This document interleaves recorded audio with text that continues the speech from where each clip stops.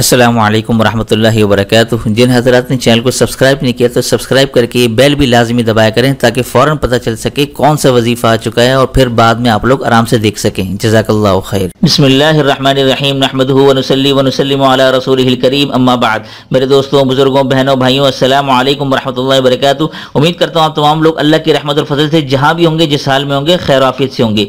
ये बहुत सी मेरी माएँ बहनें हैं जो सवाल करती रहती हैं कि PCOD, PCOS और ओवेरियन सिस्ट के वाले से अमल बता दें, जबकि मैंने चैनल पे एक ओवेरियन सिस्ट का अमल बताया भी है। आज मैं नए अंदाज से मैं अपने हजरत का बताया हुआ बहुत मुजर्रब अमल लेकर आया हूं और मैंने आपकी तसल्ली के लिए लिखा है कि बगैर किसी डॉक्टर इलाज के इंशाल्लाह घर बैठे मसला हल होगा और इंशाल्लाह आप देखेंगे कि आपके घर में खूब औलाद पैदा होगी। ये बहुत मुजर्रब अमल है, इसीलिए मैंने देखें आप बहुत से लोग ये एतराज करेंगे कि भाई डॉक्टर के अपने क्लिनिक बंद कर दें, बस यही इलाज करना शुरू कर दें, दम दरूद करना शुरू कर दें। नहीं, मैं ये नहीं कहता, बल्कि मैं ये बताना चाहता हूं कि जो लोग डॉक्टरी इलाज से बिल्कुल मायूस हो चुके हों कि बहुत इलाज करा लिया, खूब पैसे खर्च कर लिए, लेकिन फिर भी हाल वैसे का वैसे ही, लोग जो है वो तंग आकर फिर आखिरी इलाज जो है वो कलाम इलाही और रूहानी इलाज ढूंढते फिरते रहते हैं। तो मैं उन सब से दरखास्त करूंगा कि देखें, आप जो है मायूस होने के बाद कलाम इलाही का सहारा ना लिया करें, बल्कि ऐसा किया करें कि आप दुनियावी असबाब भी अपनाएं, डॉक्टर के पास अपना इलाज भी जारी रखें और साथ में कलाम इलाही और रूहानी इलाज का भी सिलसिला शुरू कर दें। इंशाअल्लाह ये दोनों अमल, दोनों इलाज मिलकर आपकी बेहतरी का सबब बन सकते हैं। ठीक है ना? तो ये अमल इंशाअल्लाह आज जो मैं बताऊंगा कि मेरी माएँ बहनें जो मायूस है ना और वो औलाद की खूब ख्वाहिश रखती हैं, इंशाअल्लाह आज के बाद मैं ये लिख कर आपको बता रहा हूं कि आप लोगों की ये बीमारी जो ओवेरियन सिस्ट की है, PCOD की है, ये इंशाअल्लाह खत्म हो जाएगी और अल्लाह ताला आपको औलाद से जरूर नवाजेंगे। अमल की तरफ लेके चलता हूं, जरा अमल मुलाहिजा कीजिए। अच्छा, ये देख रहे हैं आप, सबसे पहला स्टेप ये है कि ये अमल करना है खातून ने। ठीक है, खातून ने इशा की नमाज के बाद, ठीक है, इशा की नमाज के बाद करना है। ये मैंने लिख दिया है इसलिए ताकि आप लोगों की कंफ्यूजन दूर हो जाए कि बहुत से लोग समझेंगे शायद कोई मर्द भी करेगा। नहीं, इसे सिर्फ खातून ने करना है और करना भी इशा की नमाज के बाद है, किसी और नमाज के बाद हरगिज नहीं करना। ठीक है। अच्छा, स्टेप नंबर 2 क्या है? आपने अव्वल आखिर कितनी मरतबा दुरूद शरीफ पढ़ना है? 12 मरतबा। ठीक है, 12 मरतबा दुरूद इब्राहिमी। ठीक है, ये दुरूद इब्राहिमी आप लोग समझते होंगे, नमाज वाला जो दुरूद होता है वो आपने पढ़ना है, शॉर्ट वाला दुरूद नहीं पढ़ना। ये इस अमल के लिए लाजमी हिस्सा है। ठीक है।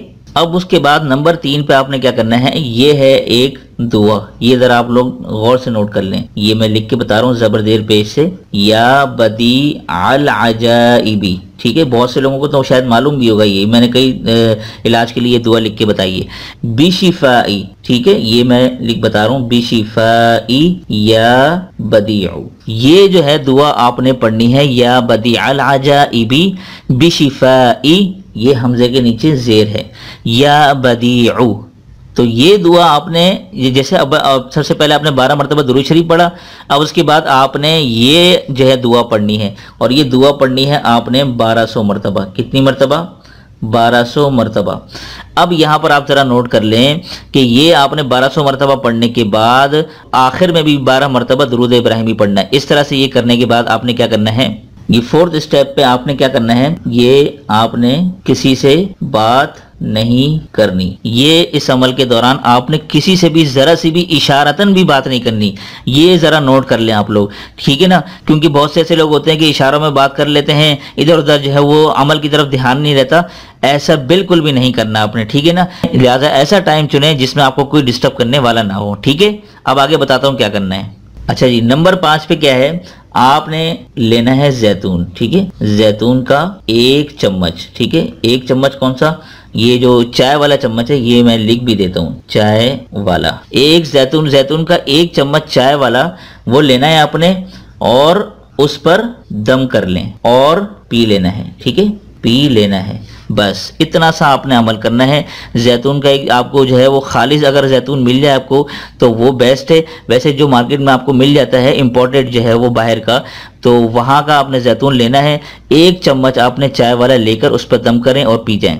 अब ये ना हो कि बहुत से लोग अब मुझे ये सवाल करते हैं कि हजरत हम जैतून का तेल पी नहीं सकते। देखिए, अब आपने अगर इलाज करवाना है तो जैतून का तेल ही आपने यूज़ करना है, और इसकी तो फजीलत कुरान में भी आई है, वत्तीनी वज़ैतून। ठीक है, अल्लाह ताला ने जब इसको कसम खाई है जैतून की, तो जाहिर सी बात है इसमें कोई ना कोई अल्लाह ने ऐसी तासीर डाली है कि जो इंशाअल्लाह आपकी बीमारी से शिफा का सबब बनेगी।